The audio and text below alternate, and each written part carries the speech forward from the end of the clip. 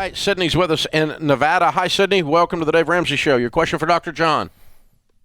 Hi, how are you guys? Great. How can we help? Okay, so I'm in a little bit of a sticky situation. So I'm in my mid-20s. I live in Nevada. I go to a 4-year public university in Reno, and I still live with my parents. So my parents' biggest goal for me is not to worry about any bills, just pay through school as much as you can, and they'll take care of the rest. So my dad and I, we've been butting heads since I was a teenager. I've noticed that it's been getting progressively worse. You know, whenever he gets angry at me, he cusses me out. He's always, threatening me to kick out, I need to find, another place to stay. He's always saying I'm ungrateful. He even called me the B word before. And I'm just getting really tired of it. I've been listening to Dave Ramsey for a few years now, and I know he is a big advocate for not taking student loan debts or anything like that. But it's to the point now, it's like I'd rather just take out a loan and just get on my own instead of constantly being verbally abusive on nothing. So I'm just tired, and I don't know what to do. I talk to my grandparents, and they're just saying, just basically suck it up, you can't afford to live on your own, and I'm in a catch-22. I really need help.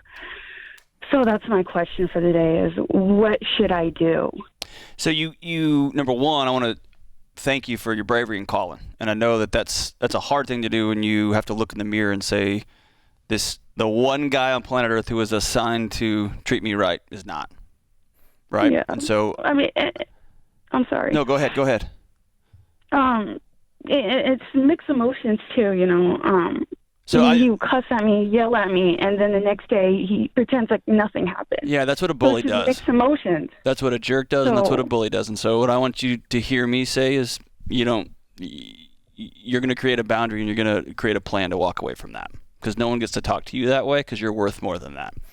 And so here's what we're going to do. You gave me 2 plans, which is either go to school and take out a loan, or to stay at home and be treated this way and have your school paid for. And what I want to tell you, there's a third option, which is you may have to take a minute, whether it's a semester or whether it's a semester and a summer term, and save up some money and get a job where you can earn some cash and then get a small apartment. And it may be that you're going to transfer schools. There's all kinds of alternative plans. When you're in your mid-20s, that every semester feels like 100 years. And so as an old guy here, I want you to know I have started and stopped more semesters. I think I started 4 or 5 different graduate degrees and switched and changed. And so when you're old and you're married and you got 2 wackadoo little kids running around and you're laughing and smiling, which is going to be the trajectory for you, I want you to also not lose sight of the future here over a semester, over nine months. Is that fair? Right.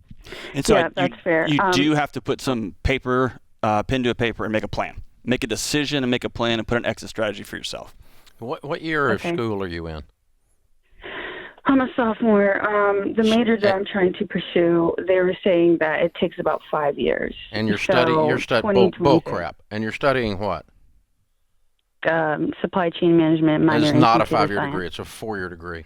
That's just everybody takes 5 because they're lazy and they don't have a plan. But I got to tell you, I got lots of supply chain guys on our team. They got their degrees in 4 years. As a matter of fact, if you're studying supply chain, you ought to be able to execute a plan. That's kind of part of it. So it's good practice. But anyway, it's just good practice. But anyway, aside from that, you're halfway through. And so here's what you do. Your first money goal is to create an income that you can live on. Your second money goal, and you need to map that out exactly like John said so you can leave. Your second money goal is to create additional income on top of living that allows you to go to school. The second goal might mean you take a semester off, what John's saying. And that's better. Quitting school and never going back is better than what you're doing right now. That's right.